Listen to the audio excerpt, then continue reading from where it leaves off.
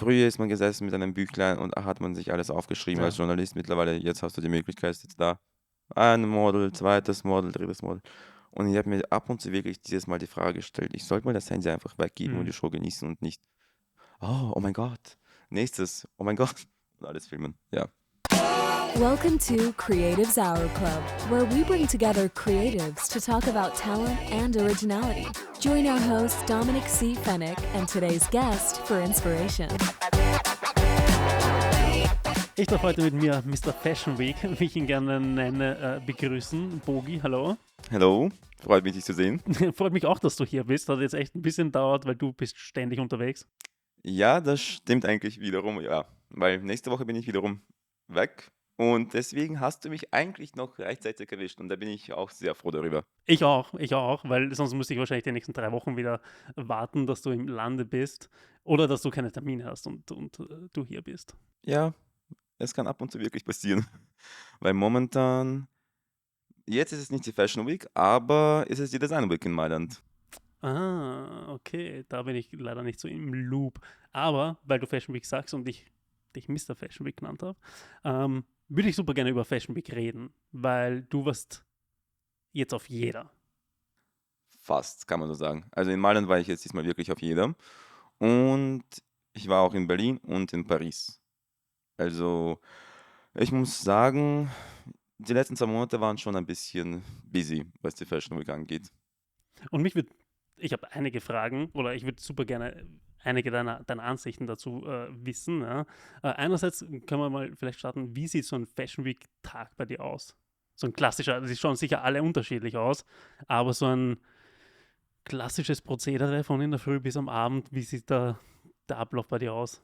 Normalerweise, wo ich jetzt bis jetzt bei der Fashion Week war, ich komme meistens an demselben Tag an, wo die Fashion Week beginnt. Und naja, das ist schon ein bisschen stressiger in dem Sinne, weil ich komme an, komme ins Hotel, umziehen und gleich weiter. Also dieses Jahr, die letzte Fashion Week war in Mailand und ja, sagen wir es mal so, meinen ersten Flug verpasst gehabt.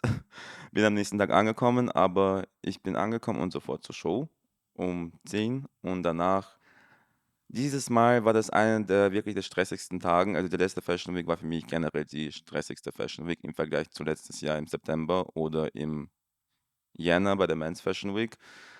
Ich hatte beziehungsweise 11 Shows und über 30 Präsentationen, die ich besuchen musste. Natürlich ist es nicht möglich, jede einzelne Präsentation zu besuchen. Und der Tag fängt somit an.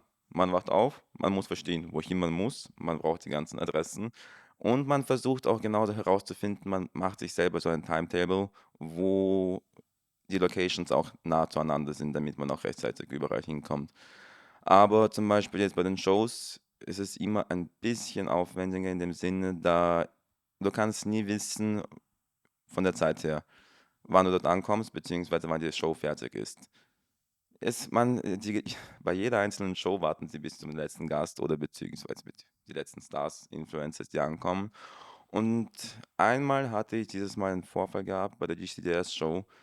Die Show hat nicht um 8 gestartet, wie es geplant war. Die Show hat circa um 9 gestartet. Mhm. Also du weißt nie, wann die Show starten wird, weil du kannst ab und zu 15 Minuten warten, 30 Minuten warten oder eine Stunde. Weil die Zeit, die angeschrieben ist, ist nie die Zeit, wo Okay. wirklich die Show startet. Mhm. Ich glaube, ich hatte bis jetzt nur eine einzige pünktliche Show, die wirklich um die Uhrzeit gestartet hat. Alles andere kannst du, wie man sagt, eine halbe Stunde einberechnen. Okay. Ja, sonst natürlich gibt es auch sagen wir es so, die Afterpartys von gewissen Shows. Aber während der Fashion Week viel zu feiern oder viel zu trinken ist auch teilweise ungünstig, Ja. weil am nächsten Morgen hast du denselben Mhm. Tag, denselben Prozess von dem hervorigen Tag. Ja. Und da musst du wirklich rechtzeitig aufwachen, damit du auch rechtzeitig zur Show kommst. Weil im Jänner hatte ich wirklich den Moment gehabt, ich bin aufgewacht, halbe Stunde bevor der Show.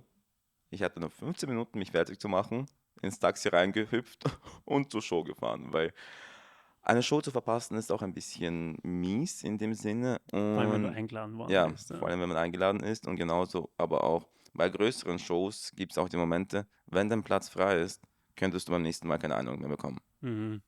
von meinen Kollegen her. Es gab wirklich einen Moment bei einer Freundin von mir, wo sie bei der Haute Couture Fashion Week bei Alice Saab auf den anderen Platz gerückt ist, näher zu ihrer Freundin zu Mhm. sitzen. Und seit dem Moment wurde sie nie wieder eingeladen. Jupp, das war. Ich war auch sehr überrascht von dieser Situation, aber das ist, Verständlich ja, bei großen Dingen. Ich meine, ja, das meine größte Show bis jetzt war auch so Dolce Gabbana, mhm. war bei der Men's Fashion Week und jetzt auch die GCDS-Show. Mhm. Also beide, ich war teilweise sprachlos. Also das zu sehen ist wirklich schön. Also, Mhm. Du bist ja nicht nur quasi Influencer, das sehe ich ja bei dir sowieso als zweite Schiene. Ja. Hauptberuflich bist du ja Stylist, so haben wir uns kennengelernt. Ja. ja, Und du schreibst für ein Magazin ja. und genau, in dritter Linie bist du dann halt Influencer. Ja. Also ich sehe dich mehr als Stylist als Influencer. Ja. Ja, das stimmt schon eigentlich. Also, ich habe mit Styling eigentlich früher gestartet und mittlerweile ist Stylist nicht mehr wirklich auf dem ersten Platz bei mir, weil ich bin auch gerade in der Arbeit an meinem eigenen Label. Also, das ist jetzt auch im Prozess. Die Webseite wird auch schon mittlerweile erstellt. Aber momentan arbeite ich auch mit einem Magazin zusammen. Da bin ich teilweise Journalist, aber beschäftige mich auch genauso in jedem Bereich, was das angeht. Und somit auch durch das Magazin habe ich auch die Möglichkeit, zu der Fashion Week zu fliegen. Und weil als Influencer ist es ein bisschen schwieriger, bei der Fashion Week dabei zu sein, eingeladen zu werden, weil entweder du musst bei einer Agentur sein oder du hast eine Reichweite von 500, 600.000 Follower. Danach wirst du auch noch dazu bezahlt dafür. Mhm. Mit einer kleineren Basis ist es ein bisschen schwieriger. Es ist unterschiedlich. Es hängt natürlich von der Show ab, wo man hingeht und ob man angezogen wird. Genauso ist es auch, da ist der Unterschied zwischen der Women's Fashion Week und der Men's Fashion Week. Bei Women's Fashion Week als Influencer, als Mann ist es ein bisschen schwieriger eingeladen zu werden oder angezogen zu werden für Klar, eine Show, weil, naja, auch verständlich von den Kleidungen, everything, obviously, ja. obviously. Bei der Men's Fashion Week ist wiederum, ja, da ist es schon möglich. Mhm. Und als Influencer kann man eigentlich gar nicht mal so schlecht verdienen von der Fashion Week her. Aber planst du dann jeden Tag irgendwie deine Outfits? Ich meine, du wirst sie sicher planen vor Abflug, I guess, was du mitnimmst. Aber planst du sie dann auf die Shows speziell? Ähm, Bei der Men's Fashion Week habe ich es eigentlich nicht gemacht, aber Mhm. jetzt bei der Women's Fashion Week habe ich für gewisse Shows wirklich die Outfits eingeplant gehabt. Mhm. Also ich hatte pro Tag ab und zu wirklich vielleicht 3 Umzüge. Mhm. Also wenn es sich zeitlich ausgeht, weil man muss nach Hause Crazy. kommen, man muss sich umziehen und danach weiter. Also diesmal hatte ich am ersten Tag eigentlich nur 2 Umzüge gehabt, weil es wäre sich Mhm. zeitlich nicht ausgegangen. Ich war wirklich eine Show um 10 Uhr in der Früh, eine Show war dann um 13 Uhr, eine um 16 Uhr und die andere um 20 Uhr. Und zwischendurch muss ich noch irgendwie schaffen zu den Und Essen. Präsentationen. Das Essen, die Präsentationen geben dir ab und zu die Möglichkeit, eine Kleinigkeit zu essen, aber sonst, die Fashion Week besteht aus Kaffee, Zigaretten und vielleicht ein Champagnergläschen oder mehrere. Es hängt davon ab, zu wie vielen Präsentationen du gehst. Und was ich aber auch gesehen habe, du hast nicht nur deine Outfits immer zusammengestellt, du hast jeden Abend deine Haare neu gefärbt. Letztens. Das war bei der Men's Fashion Week, Ja. ja. Also da habe ich wirklich, ich dachte mir so, ich probiere mal was aus. Das Gute war, es war ein Spray und ich konnte mindestens also die Farbe rauswaschen eigentlich. Und deswegen war ich so, jeden Tag, probier mal was Neues aus. Als Modejournalist, sage ich jetzt mal, und als Stylist, ja, wie siehst du die Wichtigkeit der Fashion Week im Generellen? Also gerade heutzutage, ich meine, die Themen wie Nachhaltigkeit und sowas werden ja immer lauter, ja, und die ganze Branche ändert sich. Nicht nur, wie sie Sachen produzieren, sondern auch, welche Leute es tragen. Ja, also es ändert sich halt hart alles. Ähm, wie wichtig siehst du, dass die Fashion Week überhaupt noch wirklich relevant ist? In dem Fall ist die Fashion Week schon noch sehr relevant für die Buyers, weil durch die Fashion Week können die Buyer die Kollektion erstens einmal ergattern oder die Kollektion bestellen für deren Shops. Aber im anderen Sinne ist die Fashion Week ist vielleicht nicht so relevant momentan für Stylisten, weil die Stylisten arbeiten mittlerweile schon durch die ganzen Lookbooks. Sie können natürlich zur Präsentation gehen und die Show anschauen. Als Journalist ist es natürlich, es ist auch wiederum, du bekommst alles schon zugeschickt von Fotos, von Pressematerial. Also du hast eigentlich alles schon in der E-Mail drinnen. Mhm.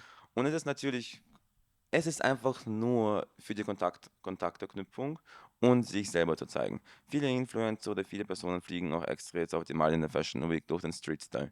Der Street Style ist in Mailand einer der größten momentan, kann man sagen, im Vergleich Mhm. zu Paris, weil in Paris hast du auch nicht die Locations, wo sich die Fashion Week befindet. Mhm.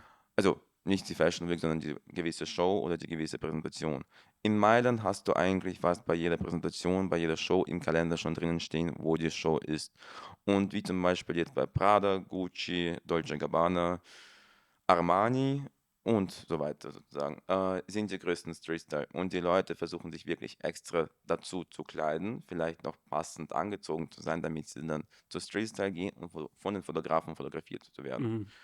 Weil durch das kann man genauso in den Magazinen landen bei dem Street-Style. Und viele versuchen es und kämpfen, glaube ich, dafür, jedes Jahr, jede Fashion Week, jede Saison, mit deren Looks. Ich persönlich, wo ich das erste Mal jetzt bei der Fashion Week war, generell das erste Mal war ich 2020, wo Mhm. Corona ausgebrochen hat. Und da war ich zum ersten Mal bei der Fashion Week und da habe ich die Missoni Show gesehen. Aber so wirklich, dass ich jetzt als Journalist nach Mailand fliege, war letztes Jahr. Zuerst war ich an dem Street-Style interessiert. Mittlerweile, der Street-Style ist auch sozusagen teilweise eine Inspiration für die Menschen, halt, so was jetzt im Trend kommt. Und ebenso aber von den Shows her und Präsentationen her kann man die Inspiration noch finden. Mhm. Aber momentan ist es, glaube ich, mehr für die Kontakterknüpfung als wirklich die Show oder die Kollektion zu sehen. Weil man wird sowieso alles online sehen. Und was, Voll. ja. Vor allem, ich sehe es aber auch, weil du Streetstyle angesprochen hast, vor allem, wenn man so ein bisschen schaut, was die ganzen Luxus-Brands machen, ja, also es hat begonnen mit Virgil Abloh so ein bisschen, ja, es Mhm. kommt ja auch Pharrell Williams als Ja. CD und sowas, als Kreativdirektor. Man sieht schon, dass da irgendwie nicht mehr die klassischen Leute dann dran sitzen, ja, sondern halt Leute, die aus Musik kommen, Leute, die Virgil Abloh kam mit Off-White oder von Yeezy, ja, Richtung vom Street-Style, ja. Also, und die Kollektionen können sich auch sehen lassen. Also, die Sachen schauen ja ganz, ganz geil aus, ja. Pharrell Williams hat mich ein bisschen eigentlich, so wo ich das erfahren habe, war ich verwundert, aber gleichzeitig eigentlich begeistert, weil Pharrell Williams hat ja auch damals schon die Kollektion mit Adidas gemacht, mit den Sneakers. Und Machen sie immer noch, ja, ja, voll. das gibt es ja noch Ja, immer. Und ich denke mal, er wird einen ziemlich guten Job bei Louis Vuitton jetzt machen. Aber es macht auch, die ganzen Creative Directors, die sich die ganze Zeit ändern. Es ist immer auch ein Grund dazu, dass die Leute über das Label sprechen. natürlich. Wie zum Beispiel jetzt der Alessandro Michel von Gucci ist weg. Alle fragen sich, wer ist jetzt der neue Creative Director? Genauso Raf Simons hatte sein eigenes Label, hat es geschlossen Mhm. und jetzt arbeitet er für Prada. Tom Ford hat sein Label an Estée Lauder, wenn ich mich jetzt nicht irre, verkauft für 3 Milliarden Euro oder Dollar. Und naja, nach diesem Jahr, er arbeitet noch bis Ende des Jahres dort, dann ist er weg. Und da fragen sich auch alle, was wird passieren mit seinem Label, wie wird es danach ausschauen? Und das ist immer dieses Gesprächsthema für die Menschen, damit sie ändern die Creative Directors, sie geben Menschen rein, die vielleicht nicht aus der Modebranche kommen und danach in dem Sinne auch ein Gesprächsthema zu geben, um weiter das Label aufzubauen. Mhm. Wie zum Beispiel auch Balenciaga den Vorfall hatte, wo sie diese Werbung gedreht haben. Ich meine, in dem Fall haben ja viele dann die Sachen verbrannt, viele Influencer haben gemeint, so wir supporten sie nicht. Aber Balenciaga hat den Namen schon aufgebaut und das war im Endeffekt, jede schlechte Promotion ist genauso eine Promotion. Und ab und zu, durch die schlechte Promotion, bekommst du auch die ganzen Fans. Mhm. Es ist egal, ob es eine gute oder schlechte ist. In dem Sinne, eine gute wird nicht so interessant sein für jemanden, weil die Leute lieben schlechte Neuigkeiten. Und durch die schlechten Neuigkeiten, durch die Haters, wird man auch groß in einem gewissen Sinne.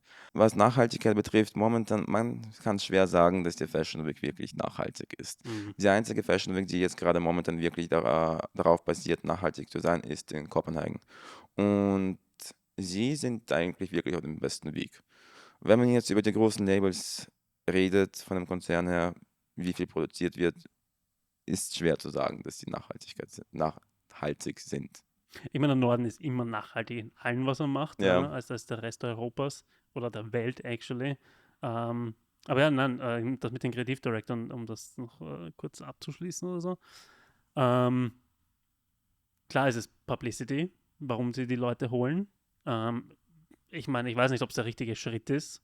Das ist halt auch wieder so ein Thema, so, okay, gut, gibt der Brand sich selber auf in dem, was er macht, um einfach cooler zu sein und besser bei Jungen anzukommen, die sich aber dann nicht wirklich leisten können. Also es ist halt schön und gut, dass dann halt ein Pharrell Williams oder sonst was Louis Vuitton macht, aber die Kooperation mit Adidas kann man sich eher leisten als Ja. die Louis Vuitton-Kooperation. Ja. In dem Fall ist es ja dann mittlerweile auch keine Kooperation mehr, weil er schon auch Richtig, ja. der Creative Director von Louis Vuitton ist. Aber in dem Sinne auch, welches Label ist noch so wie früher? Es ist wirklich momentan schwer zu sagen, welches Label noch immer so ist, wie es angefangen hat. Also Hermès könnte man sagen, durch ihre Taschen, durch die Kollektionen ist es noch immer klassisch. Gucci hat sich in den letzten Jahren sehr verändert. Dior ändert sich zwischendurch auch Auch momentan die die meiste. hatten die Air Jordans Ja, Kooperation. also ich glaube, Nike hatte jetzt momentan schon mit vielen eine Kooperation gehabt Ja. und es läuft noch immer. Eine der letzten Kooperationen war Nike x Tiffany, aber Ja, fand ich semi. es war schwach. Ja. Also man hat sich wirklich mehr erwartet. Von dem her, Wie gesagt, der Dior-Schuh ist mega. der Dior-Schuh ist mega und von denen gab es ja jetzt auch nicht Auch der wirklich. Converse-Schuh, den es gab mit Dior, dieser halbtransparente, der Ah, war auch ja. mega. Aber ja, das war schwach. Ja, mit Sicherheit. der war wirklich schön, aber mittlerweile, am Anfang habe ich den Schuh wirklich gefeiert, aber mittlerweile so, nachdem ihn viele hatten, also den Dior durchsichtigen, war ich so, mm. Und wenn man so darüber nachdenkt, man zahlt 800 Euro für Ja, Gummi. ciao. Ja. Für Gummi. Also ich würde verstehen, wenn es Leder wäre, aber wenn ich schon für einen Schuh Geld ausgebe, will ich was Gescheites haben und nicht Ja. ein Stück Plastik in dem Sinne.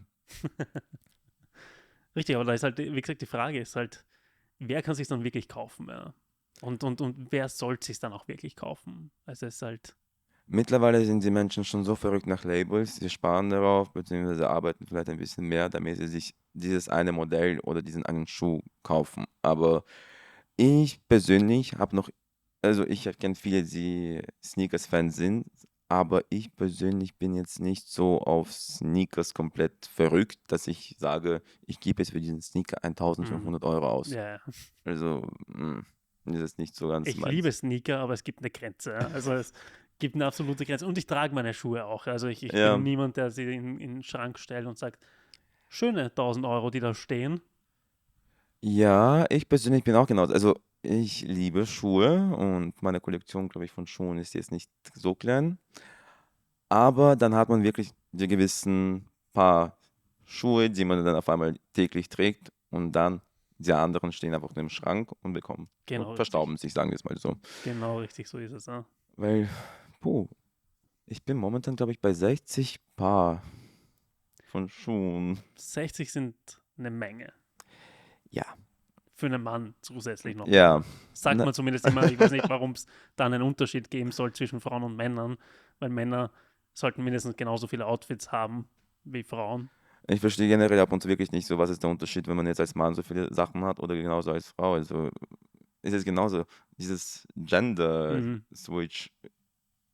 Ab und zu beschweren wir uns über, was die Frauen angeht, aber genauso ist es im Sinne, was die Männer angeht. Warum kann man das einfach nicht alles gleichstellen? Ich weiß auch nicht, warum Leute so ein großes Thema drum machen. In der heutigen Zeit noch mehr. Ich denke, um Sachen zu normalisieren, sollte man das gar nicht zum Thema machen. Ja. Aber das ist, glaube ich, eine sehr eigene Meinung. Ich glaube, das vertreten nicht viele die Meinung. Ja. Aber ich verstehe schon den Diskurs zu führen und über Sachen zu sprechen. Aber ich denke, dass heutzutage die Sachen zu sehr zerredet werden. Und lass doch einfach alles gleich sein. Mhm. Lass doch das auch gleich behandeln. Warum müssen wir das noch 3000 Mal zerreden? So, ja? Weiß ich nicht. Wie man auch genauso früher gesagt hat, man bewegt sich in diese goldene Zukunft. Mhm. Mittlerweile ist genau das Gegenteil. Man denkt, dass die Menschen wieder zurückziehen. Und uns geht es einfach zu gut. Uns geht es zu Ja. gut und wir haben keine anderen Probleme, unter Anführungszeichen. Deswegen haben wir solche Probleme. Ja. Und genauso auch die ganzen Topics about vielleicht vielleicht größerer Absatz bei einem Mann, wenn man Stiefeletten trägt.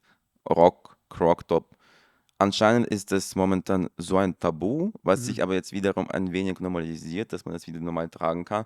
Aber Hauptsache, wenn wir jetzt zurück in die 60er, 70er, 80er denken, da waren Crop Tops, da waren Röcke an Männern, Hohe Glitzer, Schuhe, hohe ja. Schuhe, Glitzerteile.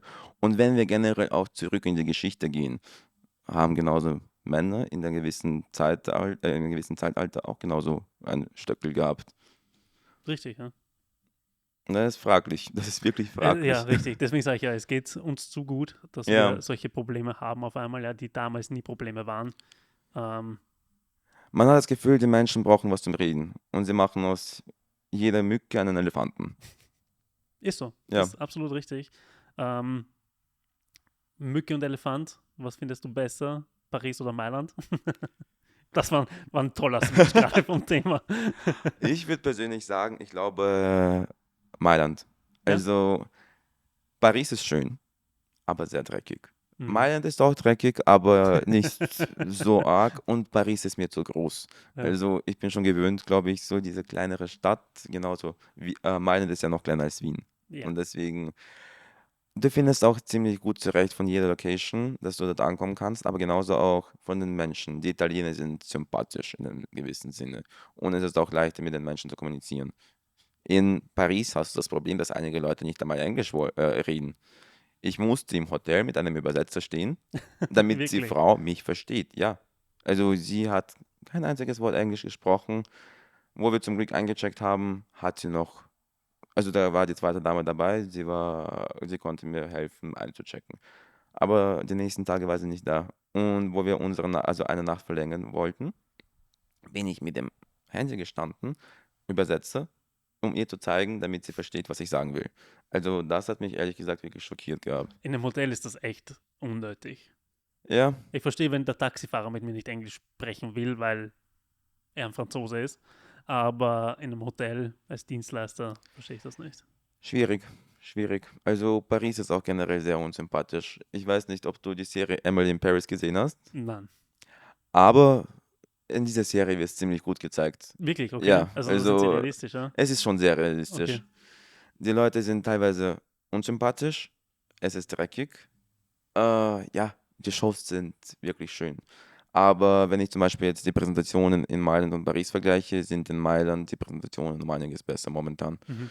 Die Shows, die Locations von den Shows in Paris sind atemberaubend. Also das genieße ich, das habe ich schon sehr genossen. Aber wo ich wirklich von Mailand nach Paris gekommen bin, war es für mich, es war kein Kulturschock, aber es waren 4 stressige Tage. Wie war der Kulturschock von Mailand nach Berlin?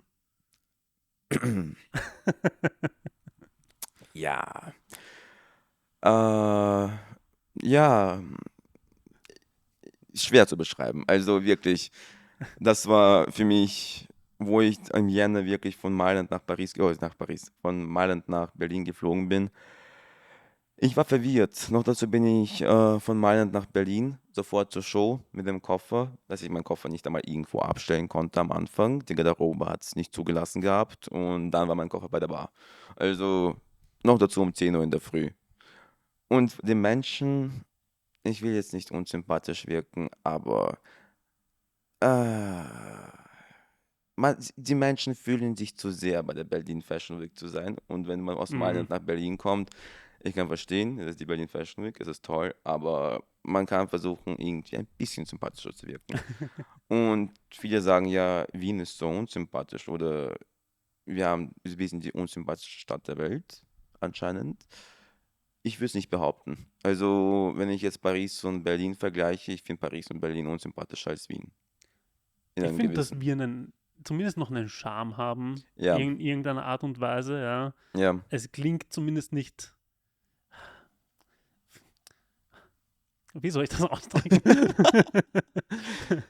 Wie ich in Berlin gewohnt habe, habe ich super oft gehört, so, hey, Wien, toll, ich mag das, ihr seid ja alle so freundlich und so. Und ich so, ihr versteht das nur nicht, ja? Man versteht's, wir klingen oft netter, als wir sind, ja, aber wir haben auch oft einen sehr trockenen Humor, der fälschlicherweise oft auch als nicht nett empfunden wird. Ja.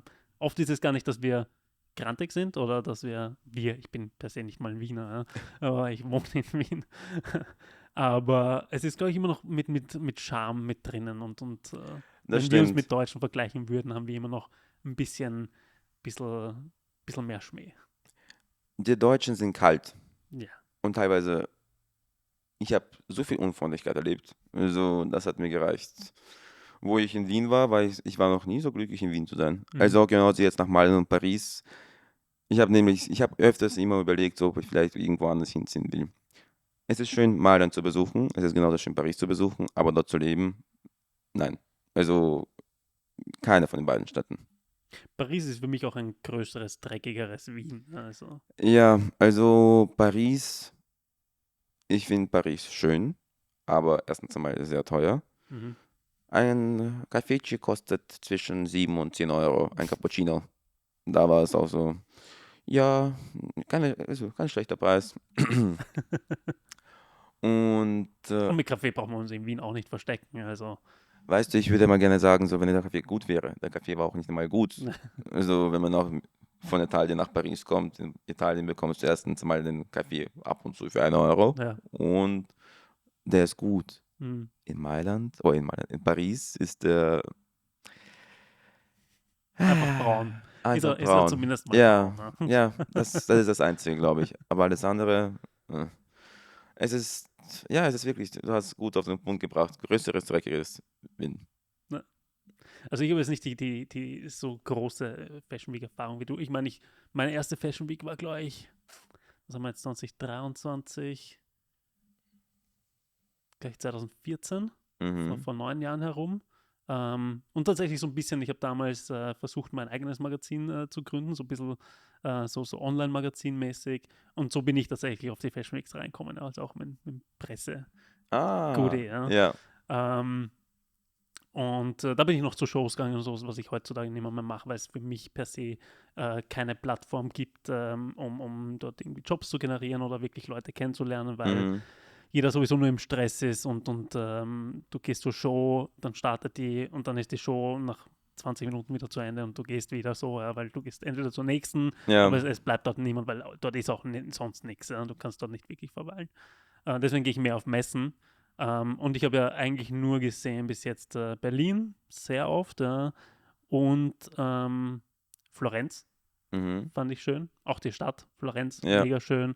Wie gesagt, ich bin grundsätzlich super Italien-Fan, weil die Mode, das Essen, die Leute, ja, also kannst dann halt auch nicht wirklich vergleichen. Und deswegen verstehe ich schon, dass da ein Kulturschock, egal ob nach Paris oder nach Berlin fliegst, einer passiert von Italien aus. Ja.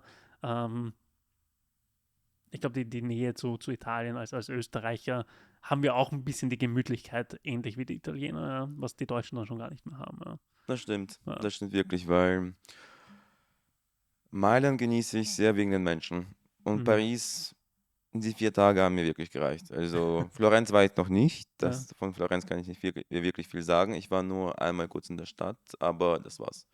Die Fashion Week bzw. die Men's Fashion Week dort kenne ich noch nicht. Aber das ist auch einer auf meinen Plänen. Ich weiß nicht, ob es im Sommer passieren wird, aber mindestens dann nächstes Jahr im Winter will ich hin. Also Sommer war ich. Ich war Ja. im Sommer, Spätsommer. Warte. Nein, ich hatte eine dickere Jacke an, aber es war super schönes Wetter. Also es müsste eigentlich dann tatsächlich im Winter Mhm. gewesen sein. Also September herum oder wann die ist, weiß ich jetzt gar nicht. Wann Mhm. ist die? Die ist eigentlich im Jänner. Anfang Jänner. Ich müsste in meinem Instagram nachschauen, ich habe keine Ahnung. Ja. Aber naja, Mailand ist ja auch relativ warm, auch im Ja. Winter. Also wo ich jetzt im Jänner war es eigentlich relativ warm. Also das Wetter im Februar war sogar jetzt momentan schlechter, als wo ich in Jänner war. Mhm. Es gab kalte Tage, aber es gab auch wärmere Tage. Naja, jetzt hatten wir im März nochmal Schnee, also von dem her. Ich warte darauf, wieder Sonne zu haben. Lang kann Also es nicht mehr dauern. hoffentlich. Ja. We are getting there. Aber nein, Florenz kann ich empfehlen. Ich finde es halt nicht nur. Berlin hat halt nicht diesen Altbau-Charme oder Mhm. diesen alten Charme, den Wien hat oder den so wie Italien, wie Mailand oder eben Florenz hat, ja, du gehst durch diese alten Gassen, du hast da diesen alten Dom und alles, ja, und dann hast du halt super viele cool angezogene Typen und Mädels rumlaufen, also Frauen und Männer, zu der Zeit mehr Männer, weil halt Männer Mhm, Fashion Week war, so. Ähm, das hat schon Style, ja. das stimmt. Und auch wenn du in der Wiener City spazieren gehst, du siehst sofort, dass das Italiener sind, die Ja, das kann man Touristen, schon ne? sagen, ja. Das kann man wirklich sagen. Und in Mailand, beziehungsweise in Mailand sind generell Menschen von der ganzen Welt kommen sehr extra nach für die Fashion Week. Und da kann man wirklich halt tolle Kontakte knüpfen, in dem Sinne auch. Mhm. Also bis jetzt kam ich immer gut zurück, muss ich schon sagen. Bis auf die gewissen Punkte, was man verliert oder was alles passiert während der Fashion Week. Aber sonst ist es super. Falls dir leicht neue Kontakte zu knüpfen während so einen Tagen? Ähm, Ich hätte vor einem Jahr generell nicht einmal so gedacht, dass ich jetzt wirklich dann zu Fashion Week fahre und Kontakte knüpfe, weil es ist ja relativ spontan, nicht einmal spontan passiert, aber dass sich irgendwie mein ganzes Leben ein bisschen gewendet hat, war in einem kurzen Zeitpunkt. Mhm. Und früher ist es mir eigentlich ab und zu wirklich schwer gefallen zu kommunizieren mit den Menschen, aber mittlerweile also mit jeder Fashion Week wird es immer besser und besser. Und ich fühle mich ab und zu schon so, wenn ich zu einer Präsentation komme wie zu Hause, dass ich einfach mit der Person anfange zu plaudern und zu kommunizieren. Es ist einfach. Mittlerweile einfach. Früher war Ah, es schwer. lucky you, ich muss das immer noch lernen, so ein bisschen. Also ich war zur Berliner Fashion Week im Jänner, ähm, und ah, das fällt mir immer noch sehr schwer. Ja. Mhm. Ich meine, vielleicht bin ich da auch beim Messen ein bisschen fehl am Platz, ja, weil du hast ja dort die ganzen Aussteller und Verkäufer, sind halt auch keine Marketing-Werbeleute. Das heißt, die wollen auch nicht wirklich was verkauft bekommen. Ja. Die wollen dir was verkaufen, aber die wollen nicht, dass du ihnen was verkaufst. Ja. Vielleicht muss ich da mein Konzept überdenken, Überdenken. wie ich das mache auf der Fashion Week. Aber du hast halt grundsätzlich jeden dann in der Bubble dort. Ja. Deswegen denke ich, dass das immer noch eine gute Plattform ist, Kontakte zu schließen. Nur Mhm. glaube ich, muss ich sie woanders schließen. Ja, das ist immer unterschiedlich, weil vor allem auch bei diesen ganzen Messen ist es auch so, auch sie erwarten nicht einmal auch die Presse dort. Sie wollen nur Mhm. die Buyers haben. Ja. Also, wenn man sagt, so, auch genauso, wir waren ja an derselben Messe Mhm. und ich bin auch dort durch die Premium-Messe auch herumgegangen. Wenn man gesagt hat, also sie wollen eigentlich eher mehr wissen, ob du ein Buyer bist, weil Ja. wenn du als Presse dort bist, ist es auch wiederum für die. Ah, ja, schön und gut, aber Ja. sie wollen das verkaufen. Und Ja. eine Werbung brauchen sie vielleicht doch ab und zu weniger. Ja. Du, von, ich weiß gar nicht, 50 verteilten Visitenkarten habe ich genau Zero Business. Ja. Also, oder Rückantwort oder sonst irgendwas. Ja. Super schade, aber that's the business. Ja. Also Mm, das Ja, generell, ich glaube, unsere Sphäre, wo wir arbeiten, ist keine einfache. ist jetzt keine einfache, weil viele lachen dir ins Gesicht und Ja, dann ist das auch das Letzte, was du von denen gehört oder gesehen hast. Aber ja, das ist halt das Business. Ja. viele erwarten sich generell nicht, wie eigentlich die ganze Fashion-Industrie aufgebaut ist. Mm, Sagen wir, von den Shows bis zu einem Advertisement, bis genauso auch Präsentationen und bis zu dem Verkauf. Also ich habe einmal in Wien bzw. bei einer Show hinten ausgeholfen. Ich bin aber auch bei der Vienna Fashion Week für meine Schule gelaufen, wo ich bei der ich geboren war. Und naja, bis mal das Ganze zustande kommt, ist harte Arbeit. Die ganze Branche ist harte Arbeit. Ja, Also nimm jetzt Werbung und dann noch so speziell halt Mode, ja.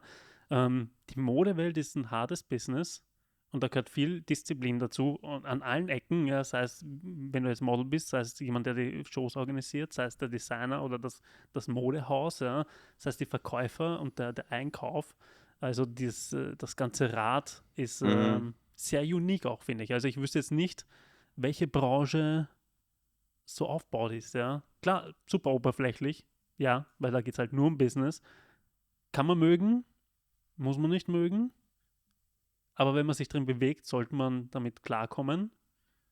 Und am Ende des Tages finde ich es, so fake es ist, immer noch ein bisschen das Ehrlichste, weil Du Ja. weißt, es geht nur um Business, ja. Und es ist nie was Persönliches. Das ist teilweise wirklich wahr. Aber genauso auch, wenn man jetzt über Fotografen oder Stylisten redet, viele unterschätzen die Arbeit eines Fotografen und Stylisten im Vergleich zu einem Make-up-Artisten. Ununterbrochen. Weil ein Make-up-Artist ist meistens am Set, sie sehen, was der Make-up-Artist macht. Aber was einen Stylisten und Fotografen angeht, die Menschen unterschätzen es, was im Hintergrund gemacht wird. Weil ein Stylist organisiert alles davor. Ja. Der Fotograf macht die ganze Arbeit noch danach. Ja. Also, aber die Menschen sehen nur das, was am Set passiert. Natürlich. Und wir bereiten uns vor, teilweise als Stylist, eine Woche, 1,5 Wochen davor für das Shooting. Und als Fotograf bearbeitet man noch die Fotos circa eine ganze Woche vielleicht. Oder ja, es hängt von der Zeit ab, wie viele Fotos natürlich, aber trotzdem. Vom Make-up-Artisten, ich will den Job auch nicht. Wollte gerade sagen, ich Untersche- kenne auch ni- super viele Ja. Make-up-Artists und die machen alle einen mega guten Job. Ja, Und das ist ist auch wahr. nicht easy. Und meistens ist es bei denen super stressig, weil sie halt wirklich nur Zeit haben an dem Tag. Ja, Das fällt uns dann ein bisschen leichter, weil wir haben die Zeit davor. die Zeit davor, uns besser vorzubereiten. Und ich finde es immer ein bisschen schade, dass viele Make-up-Artisten auch nicht in den Prozess mit eingebunden werden, Mhm. sondern denen wird dann halt am Set-Tag gesagt, Teilweise schon, ja. mach das und dann geh bitte nach Hause so, ja, und schau, dass es während dem Shooting gut aussieht. Also die haben dann halt da diese Peak-Time, ja, wo Ja. wir halt, wie gesagt, Vorbereitung, Nachbereitung haben. Aber ja, voll, natürlich, das ist auch das, weil es heißt dann auch, aber klar, man muss aber auch dazu sagen, dass, glaube ich, Stylisten, jeder von uns, wobei kriegt wahrscheinlich der Fotograf noch am meisten Lob dafür fürs Endprodukt, ja, weil kaum jemand, also es heißt dann immer schönes Foto, Mhm. aber keiner sagt wieder, hey, das ist ein geiles Make-up. Oder Ja. keiner sagt, hey, das sind geile Klamotten. So. Ja. Selten das noch, weißt? Ja, das stimmt eigentlich. Das Also stimmt wenn du jetzt ein wirklich. Magazin anschaust, da heißt so, das ist ein geiles Foto. Ja, ja, wahr. Das ist wirklich wahr. Weil, ja, man sagt einfach eigentlich im Ganzen einfach nur das Foto. Man sagt halt, was das Endprodukt Ja. ist. Und deswegen stimme ich da vollkommen zu. Man sieht, bis es zu so einem Magazinfoto kommt, muss mal super viel passieren von Ja. bis der Produktion von dem Quant. Ja. Allein die Einplanung von einem Editorial Ja. mindestens einen Monat davor, Ja. wenn nicht 2. Also, Aber selbst bis die Klamotten dann einmal an dem Model hängen, muss das ja auch mal designt werden, muss das mal in die Sowieso. Kollektion kommen, muss die Kollektion mal rauskommen, muss die vorgeführt werden, muss die verkauft werden. Ja. Und dann kommt die irgendwann mal zu uns. ja, generell, was wir alles tragen, wenn man darüber Ja. jetzt sagen würde, wo der Prozess startet, Mhm. es ist erstens einmal, das startet alles auf dem Papier von der Idee, was gezeichnet wird. Ja. Und erst danach kommt der Schnitt, die Idee, das wird genäht, da muss die richtige Stoffauswahl. Ein Stück wird nicht genäht in 1 Stunde, 2 Stunden. Es Mhm. braucht Tage ab und zu. Es hängt davon, was man näht. Okay, eine Hose kann in einem Tag oder ein paar Stunden genäht werden. Aber die ganzen Haute Couture-Sachen werden ab und zu 3 Monate, 4 Monate, 5 Monate lang genäht. Und dann gibt es ja auch nur das eine Stück. Ja. davon. So. Und ganz dummes Beispiel, ich weiß gar nicht, du hast nämlich gerade gesagt, das wird genäht und das jenes und Stoff ausgewählt. Deswegen ist mir das in den Kopf gekommen. Hast du den Film gesehen, Der Teufel trägt Prada? Natürlich. Das ist mein Lieblingsfilm. Und da sagt sie auch, dass nur weil, ich glaube, Anne Hathaway spielt Ja. die Sekretärin, nur weil sie am Wühltisch quasi, ja, das gibt es in Europa so nicht wirklich, da ein Teil aussucht, ja, und dann einfach anzieht und für die halt das einfach ein Objekt ist, zum irgendein Pullover oder sowas, ja, ist das halt nicht so, weil irgendwer hat sich mal Gedanken gemacht, warum das so geschnitten wird, warum Ja. das Material dafür verwendet wird, ja, zumindest vielleicht bei H&M jetzt vielleicht nicht, ja, weiß ich nicht, wie oder Zara oder wie die da viele sowieso nur kopieren, aber trotzdem gab es jemanden, der eine Jeanshose erfunden hat, ja, und gesagt hat, okay, gut, das muss für Arbeiter herhalten und dieses, jenes und sehr robust sein, ja. Also da wurden Stoffe und Technologie entwickelt, dass wir das so tragen können, wie wir es halt tragen, ja. Und wenn du halt eine teurere Jeans, die festeren Stoff hat und sowas, die kannst du ja dann für Jahre tragen, ja. Die Ja. wird halt auch nicht kaputt. Aber wenn du halt irgendwas Günstiges kaufst und der Stoff reißt er dann gleich, wenn du einmal dich hinhockerst, so, ja. Na, das ist wirklich wahr. Und da wurde auch, ich kann mich auch an das Beispiel erinnern bei der Teufel trägt Prada mit dem Gürtel, wo sie sagt, Ja, die ja. Gürtel sind doch gleich. Genau, richtig. Und dann, Die Antwort hat sie eine gescheite Antwort wieder zurückbekommen, weil bis das Stück entsteht, ist halt wirklich Arbeit Ja. und viel Arbeit. Genauso wie sie als Sekretärin arbeitet, hat jemand anderer dafür gehustelt, damit Ja. dieses Stück entsteht. Ja. Und ich glaube, von den ganzen Modefilmen, die jetzt momentan zustande gekommen sind, ist der Teufel trägt Prada wirklich so. Äh, er beschreibt die Industrie, Ja. die Fashion-Industrie. Voll so seicht der Film auch ist, ja, weil er ist Ja, jetzt kein großer Blockbuster oder sonst was. Aber er beschreibt das super gut, ja. Also ich finde den Film auch gut. Und er ist sehr gut zusammengefasst. Und ich finde das gut, dass, vor allem in Berlin habe ich das stark gesehen, dieses ganze Secondhand und Vintage-Shopping und sowas. Ja. Finde ich ja gut, dass man Sachen wiederverwendet. Aber wenn man wirklich wenn man wirklich sagen will, dass man gegen diese ganzen Massenproduktionen und sowas vorgehen will, dann sollte man auch sagen, okay, gut, ich gebe für eine Hose, gebe ich mehr aus, weil die habe ich dann wesentlich länger, ja. als dass ich in derselben Zeitspanne 4 Hosen kaufen muss, die zwar günstiger sind, aber in Menge dann wieder mehr Abfall produzieren und dann wahrscheinlich auch noch teuer sind, wenn du 4 der günstigen Hose kaufen musst, statt eine teure. Mittlerweile ist es aber auch schon schwer zu sagen von den ganzen Luxuslabels, ob sie eine wirklich gute Qualität haben. Ich rede gar nicht, dass man Luxuslabels Also jetzt ja, kaufen aber muss, aber halt einfach für Qualität auch Geld ausgibt.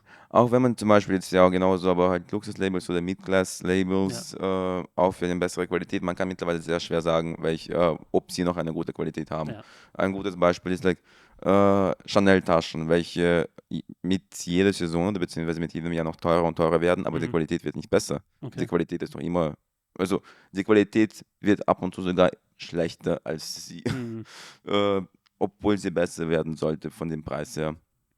Klar, also klar gibt es auch Brands, wo du ein T-Shirt anschaust, ja, und du denkst, warum kostet das fucking 300 Euro? Für ein stinknormales T-Shirt, wo ich weiß, dass das genauso schnell kaputt geht wie ein 15-Euro-T-Shirt. Ja. Vor allem die Farbe wäsche sowieso wieder raus. Also. Nicht nur das, aber du siehst schon, dass das Material von dem T-Shirt so dünn ist, wo du sagst, das hält das nicht aus. Ja. Aber viele sind ja verrückt nach diesen ganzen auch T-Shirts, wo es dann oben ganz groß steht. Ja. Balenciaga, Gucci. Ich hatte eine Phase, wo ich das ab und zu wirklich haben wollte und hatte vielleicht 1, 2 T-Shirts, aber mittlerweile denke ich mir so, wozu brauche ich es, damit es groß dasteht? Das Witzige ist ja auch, was viele nicht wissen, und ich habe das tatsächlich jetzt auch immer wieder ein Video gesehen, irgendwie auf Instagram und sowas, dass es die wirklich teuren Sachen, jetzt Hausnummer bei Louis Vuitton oder sowas, die haben ja per se nicht wirklich Logos drauf. Du siehst nicht, dass das von denen ist. Oder wenn du jetzt noch besseres Beispiel ist, glaube ich, sowas wie Emporio Armani, ja. Das steht dann immer super fett überall drauf und Logo dies, Logo das. Aber das sind ja eigentlich die günstigen Varianten der Luxusbrands für halt die Mittelschicht. Für die Mittelschicht, als belegte Werbung quasi. Ne? Du hast es eigentlich gerade auf den Punkt gebracht. Es gibt ja mittlerweile auch schon verschiedene Videos, wo gezeigt wird, das Label, welche Sachen von dem Label gekauft werden und wirklich das Label so wirklich von den teuren Sachen.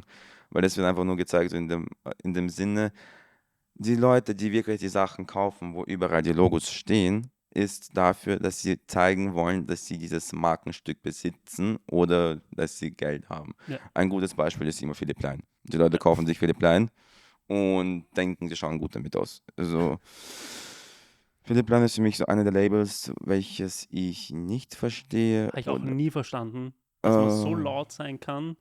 Ich meine, es gab damals noch Ed Hardy, aber das ist jetzt ziemlich dasselbe.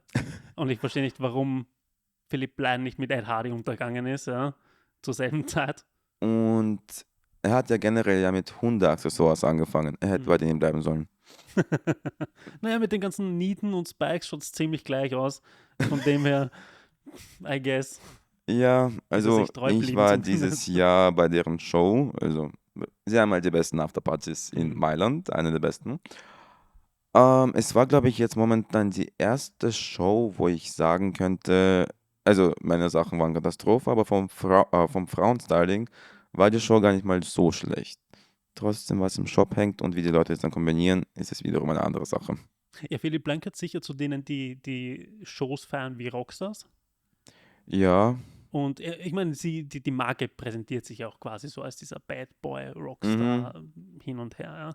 Aber was denkst du grundsätzlich? Ich meine, wir hatten jetzt schon die Viralität von den CDs quasi besprochen, aber ich sehe auch immer wieder und auch das hört man immer wieder und liest man immer wieder, dass sie ja schauen, dass die Shows so viral wie möglich gehen und gar nicht und noch mehr Gedanken halt wirklich in den, hey, wir brauchen einen Viral Moment, als dass man halt wirklich, da geht es ja dann schon mehr um die Show als um die Kleidung selber. Teilweise schon, ja. Es gibt mittlerweile schon wirklich viele Shows, die extra ein Konzept erfinden, damit sie viral gehen. Ja, Und es gibt mittlerweile sehr viele Beispiele dazu. ja, Balenciaga ja, mit dieser Dreckshow, wo genau sie diesen richtig. Ja. Dreck hatten. Coperni mit Bella Hadid mit diesem Kleid, welches besprüht Aufgesprüht wurde, wird, ja, ja. aufgesprüht wird und ebenso jetzt die letzte Kollektion mit den Roboters oder Ja. Hunderoboters. Eine Show, wo ich in Paris war Andrea Lage.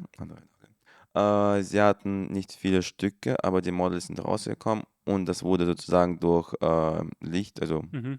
Ah, ja, projiziert. ja, produziert, Ja. ja. Also die Farbe hat sie Ich dann, glaube, mit Wärme oder irgendwie ich glaube, sowas, sowas dass in die der Farbe Art, geändert ja, oder es hat sowas, die ja. Farbe geändert. Und ja, durch diese Situation gehen halt die Shows Mhm. viral. Oder man ladet Influencer ein, damit sie das Mhm. Ganze mehr promoten oder die Stars in dem Wenn ich Sinne. mich jetzt zurückerinnere, aber kannst mich gern korrigieren, war halt immer nur Chanel, Karl Lagerfeld Show das Absurdeste, was immer gab. Teilweise schon, Mit irgendwie einer eigentlich, großen Rakete oder wo sie mal ja, hatten, das irgendwie ist wahr. so einen so einen Supermarkt haben sie nachgebaut oder sowas. Also das waren immer so die craziesten oder pompösesten Shows. Die anderen waren eh auch gut, aber das war immer so Das stimmt der eigentlich wirklich. Viral-Status. Ja. Mittlerweile redet man weniger von Chanel, Ja. von den Shows. Also früher waren die Chanel, also muss man schon sagen, auch genauso, wo das in den Bergen oder beziehungsweise im Schnee war. Mhm. Das war auch was Ja. Tolles. Aber ja, Aber ist halt leider ein bisschen mit dem Karl Lagerfeld halt weggegangen, ne? ja, und naja, die Sachen werden auch nicht mehr schöner bei Chanel, Mhm. was schon traurig ist. Was aber auch traurig ist eigentlich an den Shows momentan, dass die Menschen eigentlich alle mit dem Handy da sitzen und alles filmen. Früher, Das gilt, glaube ich, fürs ganze Leben, weil egal, ob du auf ja, einem Konzert bist oder in einem Club bist oder auf einer Show bist, überall siehst du nur früher, ja, Handyscreens. Ja. früher ist man gesessen mit einem Büchlein und hat man sich alles aufgeschrieben als Ja. Journalist. Mittlerweile, jetzt hast du die Möglichkeit, sitzt da ein Model, zweites Model, drittes Model. Und ich habe mir ab und zu wirklich dieses Mal die Frage gestellt, ich sollte mal das Handy einfach weggeben und die Mhm. Show genießen und nicht, oh mein Gott, nächstes, oh mein Gott, und alles filmen. Ja, Nein, bin ich absolut bei dir. Finde ich auch.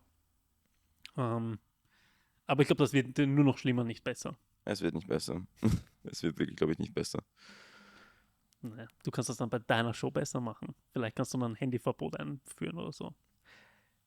Und wie gehe ich viral? Da ist ja wiederum dann auch ein Problem. Man braucht ja Promotion. Das ist richtig. Das ist richtig. Was steht bei dir in nächster Zeit so an? Was sind deine Pläne? Was läuft mit deinem Label? Oh, mit dem Label. Also das Schwierigste ist immer an einem Label, dass man die Produktion hat. Und die Kommunikation ist auch sehr wichtig mit der Produktion. In dem Fall, mein Shooting ist passiert, die Website ist in Arbeit. Aber so, ja, muss ich mal das fertig aufbauen. Weiter will ich mich noch ein bisschen jetzt mehr wiederum auf Instagram konzentrieren und Content für Instagram kreieren, weil auch als Influencer und genau sein Brand zu führen, seine eigenen Kontakte oder Kunden zu haben, ist auch gut, weil da kann man auch weiter damit arbeiten.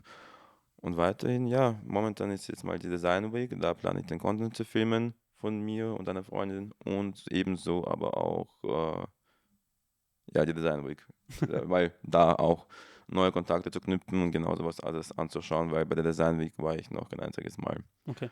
Und ja, jetzt mal neuen Kunden gekriegt für Instagram-Werbung. Schauen wir mal, was dann als nächstes kommt. Zalando arbeite ich auch noch weiterhin. Hast du für dich so einen Rückzugsort, wo du sagst, da kann ich immer kreative Energie aufladen? Das ist so, egal ob das muss nicht mal in Wien sein, ja, das kann in deiner Wohnung sein, das kann auf der ganzen Welt sein, wo du sagst, da habe ich immer die geilsten Ideen und da bin ich am kreativsten und am entspanntesten. Hm. Ich habe daran eigentlich mittlerweile lange nicht mehr gedacht und momentan ist es eigentlich schwer zu sagen, ob ich einen Ort dafür habe, weil Ich bin meistens die ganze Zeit momentan nur unterwegs, also auch zu Hause bin ich nur, damit ich schlafen kann. Aber sonst, ich habe mittlerweile keinen Ort. Mailand finde ich toll, aber Mailand ist auch so eine Stadt, die nach einer gewissen Zeit, wenn man ein bisschen länger dort ist und noch während der Fashion Week und durch die jetzt schauen wir mal, wie es die Design sein wird, aber es saugt die Energie mehr aus. Mhm.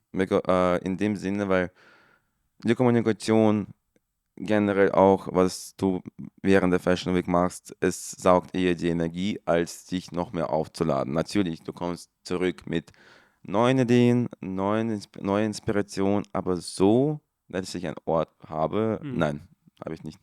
Okay, Aber solltest ich du mal soll, einen ja, finden, ich ne? wollte gerade sagen, ich muss da mal darüber nachdenken wieder einmal.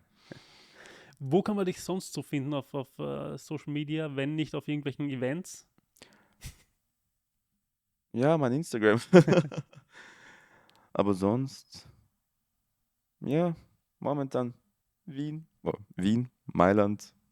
Mailand bin ich jetzt mittlerweile wieder wirklich öfters, Social Media, Instagram. Habe versucht mit TikTok anzufangen, aber ich weiß nicht. Ich sollte nochmals probieren, aber schwer. Es ist schwer. Also die Social Media Landschaft ist schwierig. Es funktioniert nicht alles überall gleich. Muss man mögen, muss man sich Ja, die Zeit für nehmen, wenn man es wirklich will. Bringt's was? Man weiß es nicht. Aber das war. Also momentan eigentlich bin ich wirklich so. Ich arbeite gemeinsam mit gewissen Influencern an Interviews für das Magazin. hm, Danach folgt halt ja mein eigenes Instagram. TikTok ist nicht meins. YouTube habe ich vor einigen Jahren mit einer Freundin gestartet, haben ein Video gepostet und das war es dann auch wieder. War cool, aber war auch ziemlich schnell over. Bogi, danke für deine Zeit. Ich freue mich, dass wir es endlich geschafft haben. Ja. Immer gerne wieder. Freue mich auf alle deine Fashion Week Stories und sonstigen modebezogenen Stories und verfolge natürlich weiter, was mit deinem Label passiert. Ja. Ja, Also danke ich hoffe, dass vielmals. auch jeder, der zugehört hat, zugesehen hat, da ein bisschen mehr Deep Dive in die Modebranche mitbekommen hat und das den einen oder anderen interessiert hat. Wie gesagt, danke für deinen Einblick. Ich danke dir, dass du mich eingeladen hast. Ich bin Du sehr super froh, gerne, da war zu ein sein. tolles Gespräch und bis bald und hab eine gute Reise. Ja. Dankeschön. Danke dir. Thanks for tuning in to Creatives Hour Club with host Dominic C. Fennick. Remember to subscribe on Instagram, YouTube, and Spotify for more.